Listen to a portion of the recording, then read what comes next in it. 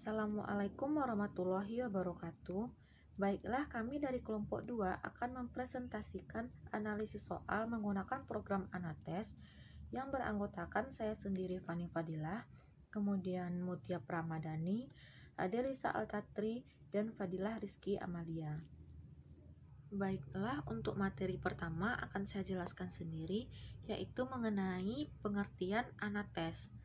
Nah, Anates itu adalah sebuah program aplikasi komputer yang digunakan untuk menganalisis butir soal baik dalam bentuk objektif maupun dalam bentuk uraian dan dikembangkan oleh Dr. Andes Karnoto MPD dan Yudi Wibisono ST.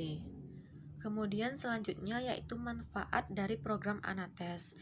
Nah, yang pertama untuk menganalisis data butir soal secara otomatis. Yang kedua memeriksa jawaban benar dan salah secara cepat dan praktis. Dan yang ketiga penskoran dan pemberian bobot. Yang keempat mengetahui analisis butir soal meliputi reliabilitas, kelompok unggul dan asor, daya pembeda, tingkat kesukaran, korelasi skor butir dengan total dan kualitas pengecoh. Baiklah, materi selanjutnya akan dilanjutkan oleh rekan saya yaitu Fadilah Rizky Amalia. Kepada Fadilah dipersilahkan. Nah, baiklah, selanjutnya saya akan menjelaskan mengenai daya pembeda soal. Nah, daya pembeda soal ini sendiri merupakan pengertian dari kemampuan soal tersebut untuk membedakan antara peserta tes yang memiliki kemampuan tinggi ataupun memiliki kemampuan rendah. Nah, daya pembeda soal ini dapat dinilai melalui indeks daya pembeda. Kemudian, indeks daya pembeda ini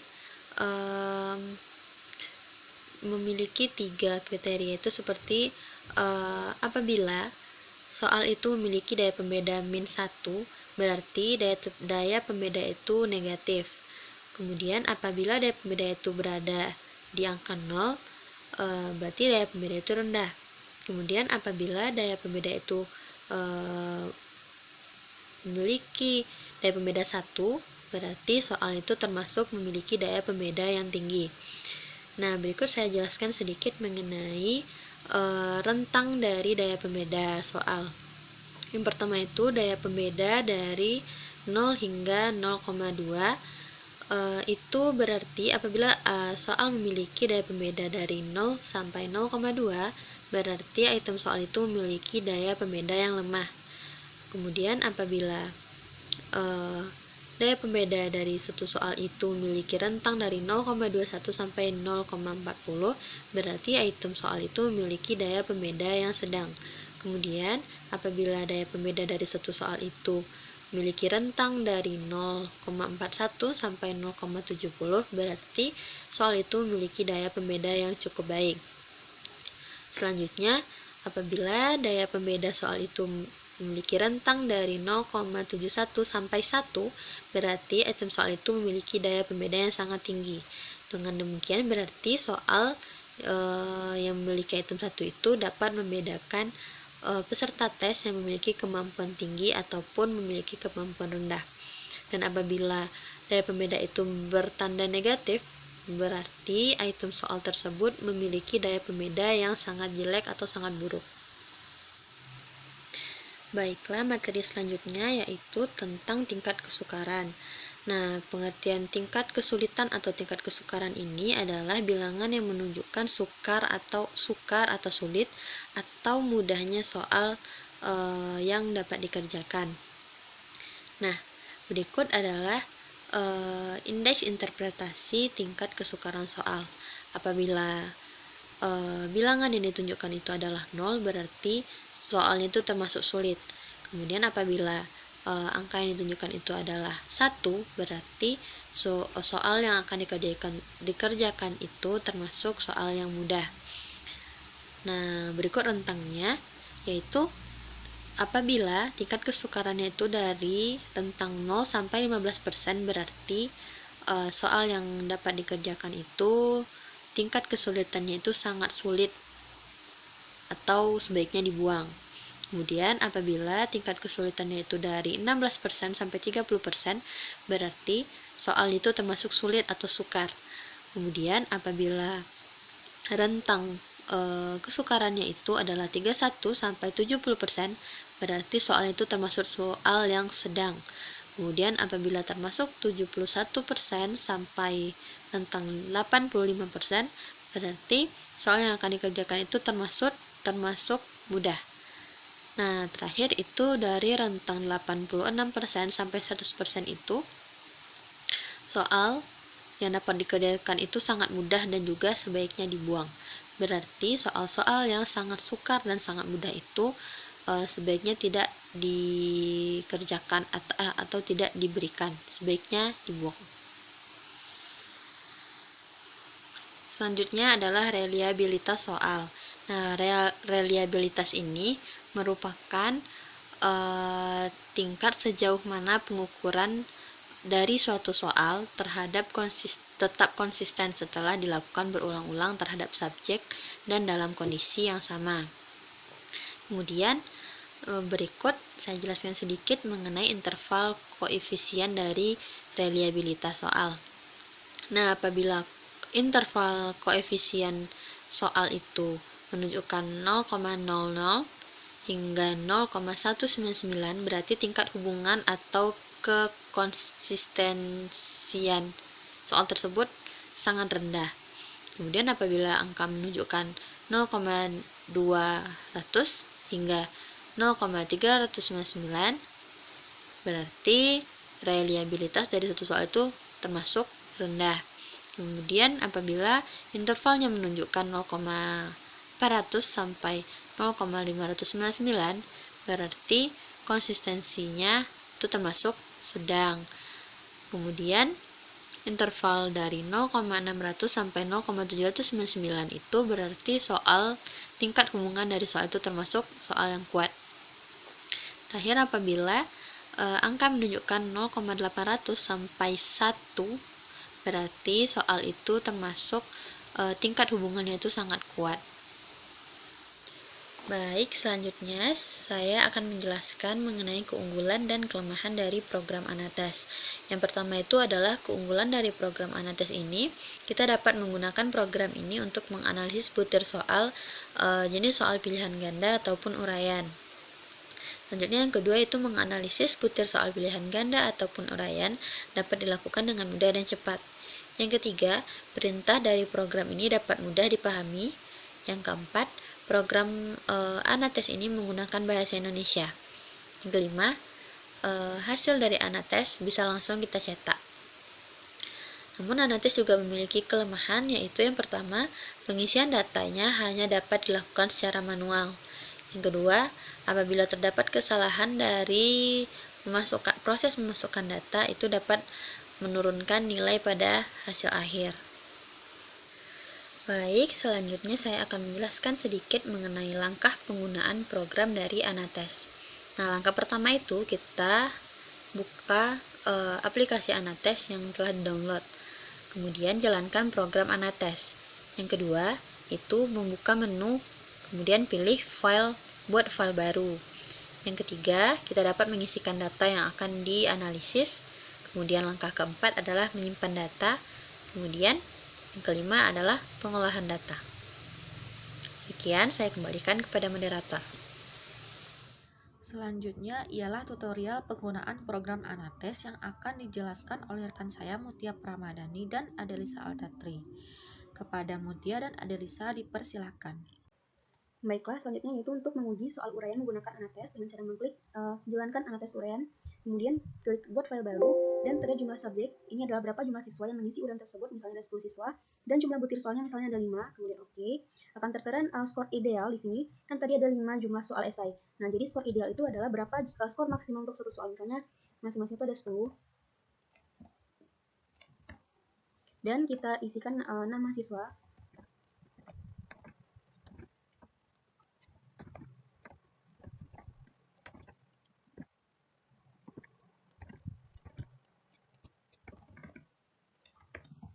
Kemudian kita tuliskan nilainya.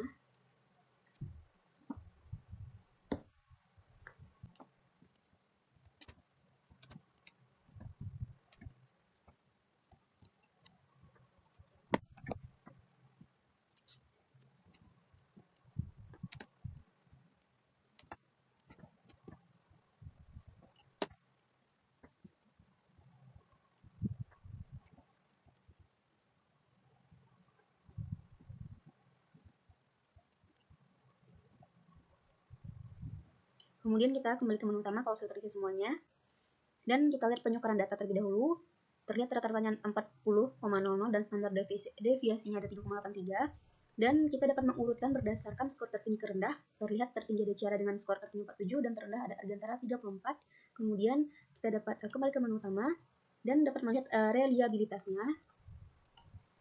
Terlihat bahwasanya reliabilitas tes yaitu 0,84 sebagaimana berdasarkan tabel. Untuk 0,84 ini tergolong data itu sangat kuat datanya. Kita dapat mencetak juga. Kalau tidak dapat kembali ke menu utama. Kemudian dapat melihat kelompok unggul dan asor. Nah, di sini terlihat 3 siswa tergolong kelompok unggul dan 3 siswa tergolong kelompok asor atau kelompok yang bawah, sedangkan kelompok unggul kelompok yang atas, di mana untuk kelompok unggul ada Ciara Akifa Zelin dan kelompok asor itu ada Rifano, Tina, dan Argantara. Baik, untuk daya pembeda di sini ada 6,67, di mana ini daya pembeda tergolong lemah, 23,33 ini daya pembeda yang tergolong sedang, sedangkan 16,67 juga tergolong lemah, 13,33 daya pembeda tergolong lemah, dan 23,33 ini daya pembeda yang tergolong sedang. Berikutnya kita kembali lagi ke menu utama untuk melihat tingkat kesukaran soal, di mana di sini tertera tingkat kesukaran 93,33 ini sangat mudah, 88,33 masih sangat mudah, dan mudah itu mulai di angka 81,67, dan sedangkan untuk sedang itu 61,67. Kalau mau dicetak, klik cetak. Kalau tidak, kembali menu utama. Dan untuk melihat korelasi skor butir, di mana terdapat signifikansi dari korelasi 0,634, dan dari angka 0,46 itu minus, sedangkan 0,916 ini sangat signifikan. 0,8 juga tergolong sangat signifikan, begitu juga dengan 0,896. Berikutnya kita kembali ke menu utama untuk melihat rekap analisis butir, di mana untuk tingkat kesukaran yang sangat mudah itu korelasinya 0,634 dengan signifikan korelasi itu signifikan seperti itu. Dan ada satu soal yang tidak terlihat signifikasi korelasinya, yaitu di angka 0,436 karena dia sangat rendah. Dapat melihat semua data, yaitu pada bagian olah semua otomatis. Ketika kita mengklik ini akan terlihat semua data yang ada di sebelah kanan olah data ini. Nah, maka akan terlihat tingkat kesukaran, reliabilitas tes, kelompok unggul dan asor, daya pembeda, tingkat kesukaran, dan korelasi skor butir dengan skor total, rekap analisis butir. Nah, jadi dia langsung menyertakan semua data yang ada kalau misalnya mengklik untuk olah semua otomatis. Baiklah, sekian video mengenai Anates uraian. Saya kembalikan kepada moderator. Baiklah, di sini saya akan menggunakan aplikasi Anates untuk menguji soal pilihan ganda. Pertama-tama kita buka dulu aplikasinya. Nah, akan keluar tampilan seperti ini. Kita klik yang jalankan Anates pilihan ganda. Nah, untuk yang pertama kita buat dulu file yang baru dengan mengklik ini, maka keluar seperti ini. Nah, jumlah subjek ini merupakan jumlah siswa yang akan kita masukkan ke data. Nah, di sini saya mencontohkan jumlah siswanya itu ada 10, jumlah butir soalnya juga 10, dan jumlah pilihan jawabannya ada 5, yaitu A, B, C, D, dan E. Kita pencet OK. Nah, pada yang baris yang kosong ini, di sini merupakan kunci jawaban dari soal yang telah kita buat. Nah, contohnya bisa kita isi seperti ini. Nah, untuk yang kolom yang ini bisa kita isikan dengan nama siswanya. Nah, untuk yang ini kita isikan jawaban dari siswa tersebut. Karena sebelumnya saya sudah membuat datanya, jadi saya ambil aja data sebelumnya. Kita kembali ke menu utama, kita klik yang baca file yang ada. Nah, yang tadi bisa kita simpan atau tidak kita simpan. Saya memilih untuk tidak menyimpannya. Nah, di sini ada data, kita ambil data ini, kita klik ini. Nah, maka akan keluar datanya. Nah, ini merupakan contoh data kita. Nah, kita kembali ke menu utama. Nah, di sini ada penyokoran data. Kita klik ini. Nah, di sini untuk yang warna kuning ini merupakan skor benar dari siswa-siswa tersebut. Nah, yang melambangkan angka 1 ini merupakan jawaban yang benar dari siswa tersebut. Nih, skornya ada 5, berarti lambang angka 1-nya ada 5. Kita hitung 1, 2, 3, 4, 5. Nah, untuk yang misalnya 3 ini juga ada 3, jawabannya berarti yang betul 1, 2, 3. Nah, begitu juga untuk ke bawahnya. Nah, ini bisa kita urutkan skornya dari tinggi ke rendah. Kita centang di sini. Nah, maka langsung berurut dari tinggi ke rendah. Nah, di sini juga terdapat rata-rata, yaitu rata-ratanya 3,9 dan standar deviasinya itu 1,91. Nah, kita kembali ke menu utama. Nah, di sini terdapat skor di bobot, kita klik ini. Nah, kita dapat mengganti skor bobotnya, berapa yang kita mau untuk jawaban betulnya. Nah, di sini saya contohkan bobot yang betul, jawaban betul itu saya contohkan 10. Kita pencet OK. Nah, maka akan keluar seperti ini. Untuk jawaban yang benar, maka skor bobotnya menjadi 70. Jawaban benar 1, maka skor bobotnya menjadi 10. Nah, kita kembali ke menu utama. Nah, untuk olah semua otomatis ini merupakan cakupan rangkuman semua yang ada di olah data ini. Nah, bentuk tampilannya seperti ini. Nah, di sini ini tadi yang skor bobot tadi. Nah, ini ada reliabilitas tes, ada kelompok unggul dan asor, kelompok asor, ada daya pembeda, ada tingkat kesukaran, ada korelasi skor butir dengan skor total, ada kualitas pengecoh, dan terakhir itu rekap analisis butir. Nah, ini bisa kita cetak, kita klik aja cetak ke file ini. Nah, kita kembali ke menu sebelumnya. Nah, ini untuk melihat satu-satu kita bisa mengklik ini. Nah, di sini reliabilitas tes. Nah, di reliabilitas tes ini terdapat rata-rata, simpang baku, korelasi XY, dan reliabilitas tes. Nah, reliabilitas tesnya yaitu 0,37, yang berarti ini tingkat hubungannya itu rendah. Tingkat hubungan rendah ini dia dari intervalnya 0,2 sampai 0,39. Kode namanya ada Kiara, berarti untuk soal ganjil dia benarnya ada 4, dan untuk butir soal genap dia benarnya 3, dan skor totalnya yaitu 7. Nah, begitu cara membacanya. Nah, kita kembali ke menu utama. Nah, kita klik yang kelompok unggul dan asor. Nah, di sini kelompok unggul terdiri dari 3 siswa dengan skor jawaban tertinggi, dan kelompok asor ini kelompok dengan siswa jawaban terendah, skor terendah. Nah, kelompok unggul ini bisa disebut dengan kelompok atas, dan kelompok asor ini bisa disebut dengan kelompok bawah. Nah, di sini untuk butir soal nomor 1 ada 2 siswa yang menjawab benar sehingga jumlah jawabannya benar itu ada 2. Untuk butir soal nomor 2 ketiga siswa ini dia menjawab benar sehingga jumlah jawab benarnya itu ada 3. Nah, jumlah jawaban benar ini nanti akan digunakan dalam daya pembeda. Begitu juga untuk yang kelompok asor pada butir soal 1, 2, dan 3 tidak ada yang menjawab benar dari ketiga siswa tersebut, dan untuk butir soal nomor 4 ada 2 siswa yang menjawab benar. Nah, kita kembali ke menu utama. Nah, kita masuk ke daya pembeda. Nah, tadi saya sebutkan bahwa jumlah benar tadi dimasukkan dalam data daya pembeda. Untuk kelompok atas ini merupakan jumlah jawaban benar dari setiap butir soal, dan untuk kelompok bawah ini merupakan jumlah jawaban yang benar dari butir soal. Untuk kelompok atas ada tadi untuk butir soal nomor 1 ada 2 yang benar, dan kelompok bawah tidak ada yang jawab benar, maka bedanya 2, sehingga indeks daya pembedanya yaitu 66,67. Nah, 66,67 ini berarti termasuk daya pembeda yang baik. Daya pembeda yang baik itu dari 41 sampai 70. Sedangkan yang 100% ini dia termasuk memiliki daya pembeda yang kuat. Nah, daya pembeda yang kuat ini dia intervalnya dari 71 sampai 100. Nah, untuk yang 0 dari 0 sampai 20% itu dia memiliki daya pembeda yang lemah. Kita kembali ke menu utama. Nah, kita masuk ke tingkat kesukaran.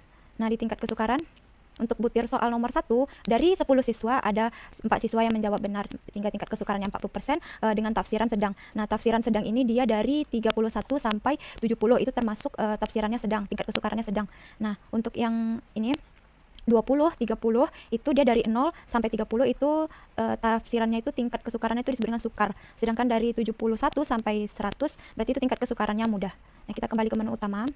Nah, ini ada korelasi skor butir dengan skor total. Kita klik ini.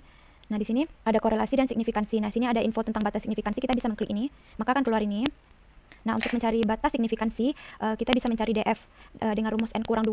Nah, N ini dari mana? N ini merupakan jumlah butir soal. Nah, jumlah butir soal kita tadi ada 10, maka 10 dikurang 2 menghasilkan 8. Nah, sehingga 8 ini dia termasuk 10, kita menggunakan P 0,05, maka korelasinya yaitu 0,576. Sehingga yang korelasinya berada di atas 0,576, maka termasuk dia signifikansi. Seperti butir soal nomor 9, 3, 2, dan 1 itu korelasinya berada di atas 0,576, maka dia signifikansi. Sedangkan butir soal nomor 4, 5, 6, 7, 8, dan 10 itu korelasinya berada di bawah 0,576 sehingga dia tidak signifikansi, dilambangkan dengan strip. Nah, ini bisa kita tutup. Nah, kita kembali ke menu utama. Nah, kita klik yang kualitas pengecoh. Nah, ini merupakan tampilan dari kualitas pengecoh, dan ini merupakan keterangannya. Nah, kita kembali ke menu utama. Ini kita merekap analisis butir. Nah, rekap analisis butir ini berisi dari rangkuman dari ini, yang di atas ini, olah data. Nah, ini tadi terdapat ada rata-rata, simpang baku, korelasi, reliabilitas tes, butir soal, jumlah subjek. Nah, pada tabelnya ini terdapat daya pembeda, tingkat kesukaran, korelasi, dan signifikansi korelasi. Nah, ini rekap analisis butirnya. Nah, kita bisa mencetak file. Nih, kita cetak. Nah, ini bisa kita cetak nih, kita cetak ke file, tapi saya tidak akan mencetaknya. Kita kembali saja ke menu utama. Nah, sekian penyampaian materi dari saya kembalikan ke moderator.